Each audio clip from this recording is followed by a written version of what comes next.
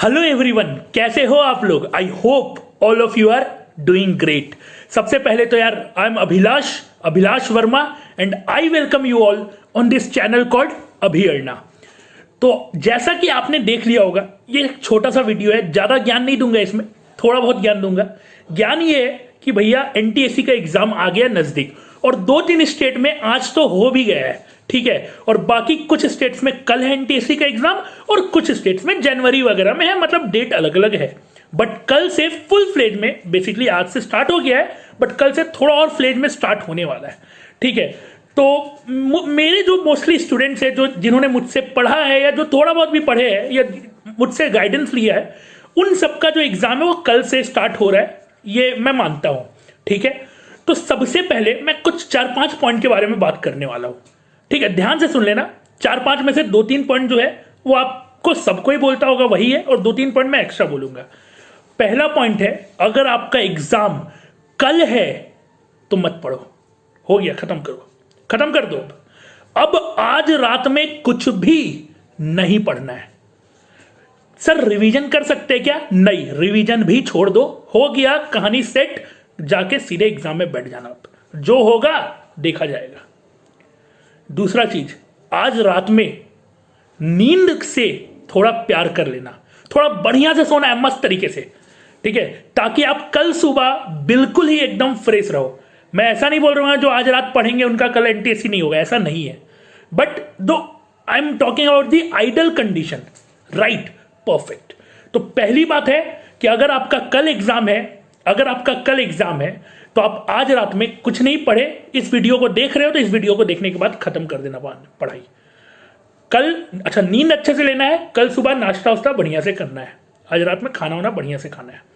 दूसरी बात, एग्जाम के अंदर क्या करना है वो मैं तीसरा स्टेप में बताऊंगा। अच्छा चलो पहले दूसरा स्टेप में बता देता हूं। अब आप कल पहुंच गए एग्जाम सेंटर में, उससे पहले जो दूसरा बात है वो ऑब्वियसली बात है, आपको अपना पेंसिल, पेन, शार्पनर, इरेजर, फलाना ढिमका टिंका चिंका और सबसे इंपॉर्टेंट एडमिट कार्ड साथ में रखना है। आज रात में ही रखना है। अभी वो सब काम करना है, नहीं किए हो चलो करो, जल्दी से पॉज करो वीडियो और कर लो, फिर आगे वीडियो देखो, ठीक है।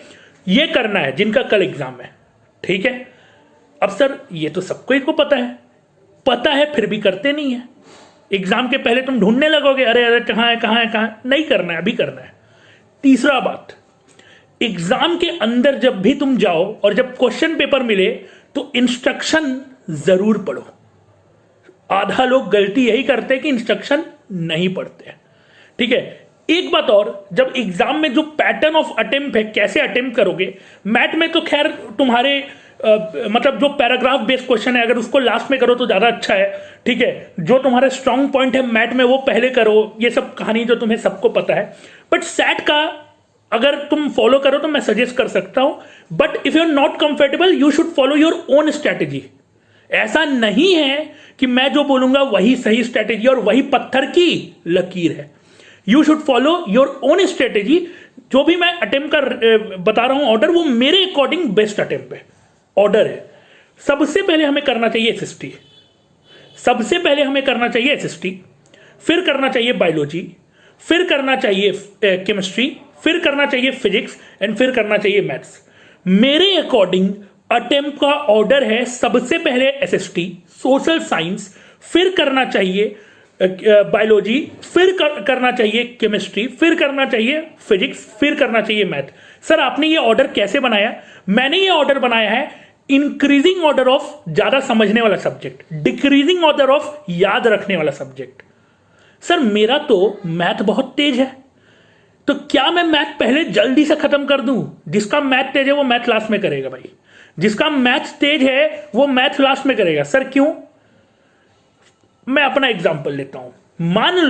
मान लो कि मेरे को मैथ पसंद है और 20 क्वेश्चन मैथ में आया, मेरा 2 क्वेश्चन नहीं बना, लेकिन 2 क्वेश्चन बड़ा ही मेरा मतलब जिससे मैं प्यार करता हूं, जिस चैप्टर से वो चैप्टर से, फॉर एग्जांपल क्वाड्रेटिक इक्वेशन से है, ट्रिग्नोमेट्री से है, लेकिन वो क्वेश्चन मेरे से एग्जाम में नहीं बना। मैं क्या बोलूंगा? अरे यार मैथ मेरे से नहीं बनेगा, इसको तो बनाना है, और उसके पीछे मैं अपना समय वेस्ट कर दूंगा। तो इसीलिए जिसको मैथ से प्यार है वो तो मैथ बिल्कुल पहले मत करो मेरे अकॉर्डिंग, और जिसको प्यार नहीं है वो तो ऐसे भी नहीं करेगा, ठीक है। तो इसलिए ओवरऑल ऑर्डर वो था, ठीक है। दूसरी बात ये है, ये था अटेम्प्ट ऑर्डर, ठीक है, ये था अटेम्प्ट ऑर्डर। उसके बाद ये है कि जब आप ब्रेक में जब आप निकलोगे, नंबर 1 पॉइंट, किसी से डिस्कस मत करना पेपर 1 कैसा गया है। पेपर 1 कैसा गया है किसी से डिस्कस मत करना। दूसरा चीज, अगर आप पेरेंट्स के साथ एग्जाम देने जा रहे हो तो पेरेंट्स को बोल देना, या पेरेंट्स खुद वो तो कर ही देंगे कि ब्रेक के बाहर वहीं पे अपना कुछ भी नाश्ता वास्ता का आइटम जो है वो रखे बाहर उन पेरेंट्स के साथ में। ऐसा नहीं है कि दूर चले गए कहीं कुछ खाने पीने, वो मत करना। और किसी से डिस्कशन जो कर रहे होंगे उनकी बात भी मत सुनना, ठीक है, नहीं तो वहां पे हो जाएगा डीमोटिवेशन। फॉर एग्जाम्पल, कोई बंदा 100 में से 90 अटेम्प्ट किया है और फिर जिससे भी बात कर रहा सब 95 अटेम्प्ट करके आए हैं, तो हो गया ना कल्याणर, टेंशन हो जाएगा। तो ये इट्स मतलब अवॉइडेबल कि भाई तुम किसी से बात करो।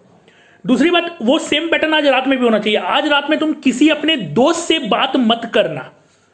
अगर वो बहुत बढ़िया दोस्त है जो तुम्हें मतलब ऐसे बढ़िया दोस्त होते हैं ना, और यार भाई तुमसे नहीं होगा तो किससे होगा भाई, तुमसे नहीं होगा, तुम ही तो महान हो, ऐसे दोस्त से बिल्कुल बात मत करना, ठीक है।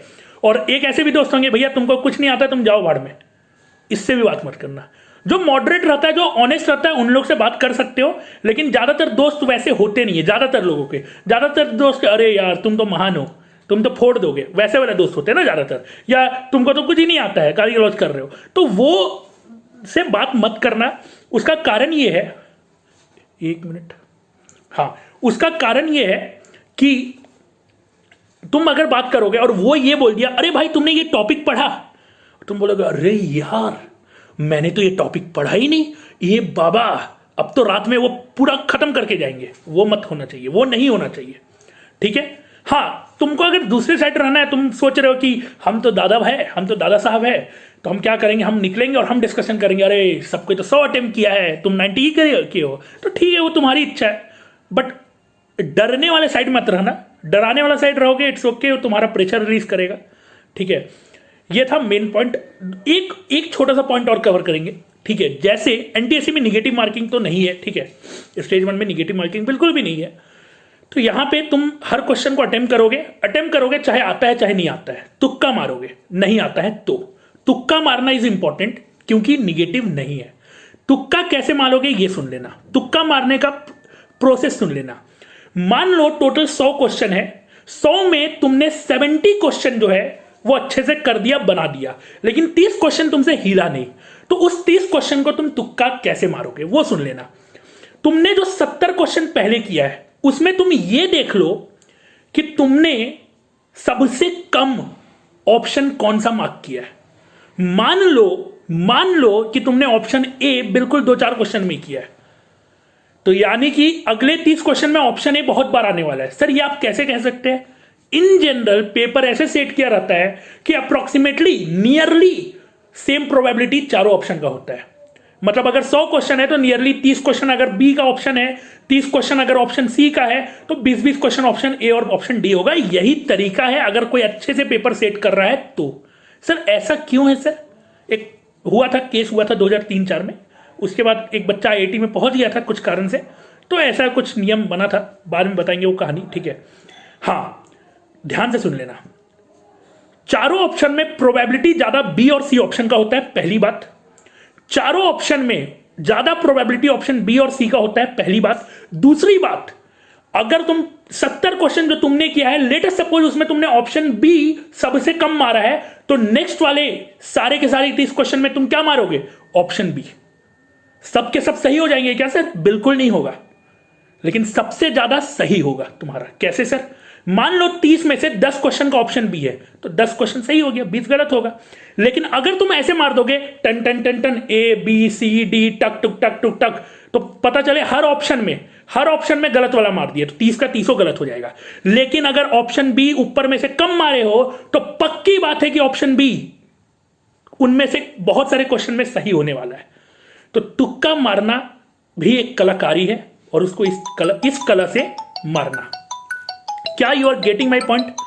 क्या यू आई एम सॉरी, वो थोड़ा कॉल आ गया था, I am recording from mobile, that's why. चलो अब सब कुछ सही है, ठीक है। हाँ, तो मैंने जो जो पॉइंट कवर कर लिया उसका ध्यान रखना, तुक्का मारने की प्रतिक्रिया को स्पेशली ध्यान रखना, और वो सिर्फ इस एग्जाम में नहीं है, वो हर एग्जाम में काम आने वाला है, ठीक है। दूसरी बात ये, नहीं सब बात हो गई, दूसरी क्या, 5वीं बात हो गई, 5 बात हो गया। एक याद रखना, एक चीज और, कि जब तुम क्वेश्चन को कर लो यार, मैंने अभी जितना भी पढ़ाया है, ठीक है, 3-4 साल, मेरा 3 साल एक्सपीरियंस है, बहुत ज़्यादा तो नहीं है, मैं अभी तुम लोग जैसे ही बच्चा हूँ वैसे तो 3 साल में मैंने एक चीज़ नोटिस किया कि बच्चे क्या करते हैं, ज़्यादातर बच्चे पहले पूरा क्वेश्चन सॉल्व करते हैं और फिर OMR भरते हैं, टक टुक टक टुक टक। पाप है वो, पाप है वो, मत करना। क्यों नहीं करना सर? अरे यार, लास्ट में पेपर अगर छीना गया ना तो गड़बड़ हो जाएगा, दिक्कत हो जाएगा। क्या करना है, 10-15 क्वेश्चन करके टक टुक 10-15 क्वेश्चन करके टक टुक कर देना है। OMR एक साथ मत भरना, this is my request to all of you, ठीक है। और बाकी सब चीजों का ध्यान रखना, तुक्का वाला कॉन्सेप्ट समझ गए होगे। ऊपर देखना है कि किसमें कौन सा कम मारे हो। तुम्हारा क्वेश्चन एक और आ सकता है कि सर मैंने ये ऑब्जर्व किया कि मैंने शुरू के 70 क्वेश्चन में ऑप्शन ए और ऑप्शन सी दोनों ही लगभग 2-2 या 4-4 मारा है, यानी कि दोनों का नंबर इक्वल है कम मारने में। तब मैं अब कौन सा करूं सर? तो सी कर दे रहे यार, सी कर देना, क्योंकि बी और सी का प्रोबेबिलिटी ज्यादा होता है इन जनरल, ठीक है। ये हुआ कहानी आज अभी तक का, ठीक है। और बाकी सब कहानी हो गया है, जाओ यार फोड़ दो, मजेदार। दूसरी बात, life is all about moving on.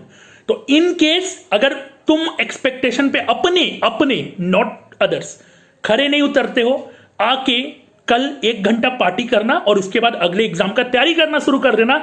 अगला एग्जाम तुम्हारा जो भी हो, चाहे वो बोर्ड हो, चाहे वो IOQM हो, चाहे वो JS हो, IOQJS, जो भी हो, शुरू कहानी कर देना। या JEE की कर रहे हो तो वो कर देना यार, तुम्हारी मर्जी। हर एग्जाम का अपना मैटर होता है।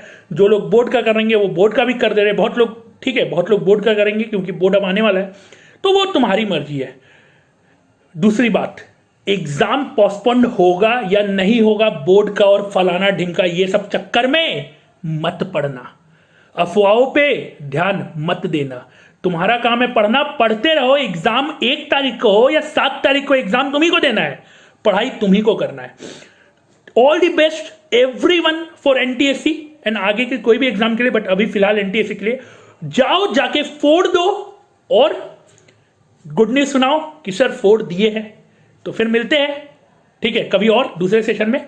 अभी के लिए bye bye, have a great night, अच्छे से सोना एंड कीप लर्निंग एंड चलो जाओ अब फोड़ो यार, क्या कर रहे हो।